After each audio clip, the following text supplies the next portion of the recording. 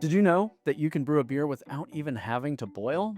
Well, there are a lot of cultures around the world who do it just this way. Now, what they're making might not be considered a conventional beer, but there are a few brew styles out there that don't require any boiling at all. Indigenous brews like Chicha are made using enzymes that work at room temperature.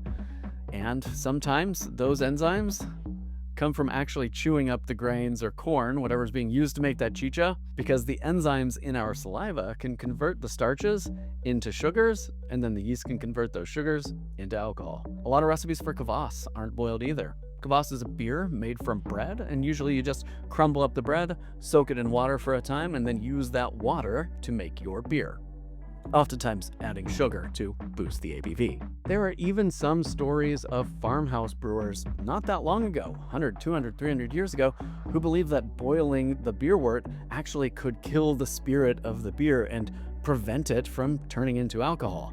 And if you weren't adding yeast or stirring with the same stick every time that had yeast embedded in it, you can see where that belief would come from. If you mixed everything up and then it didn't ferment or it turned into mold, you would think, well, I guess the magic isn't with me this brew day.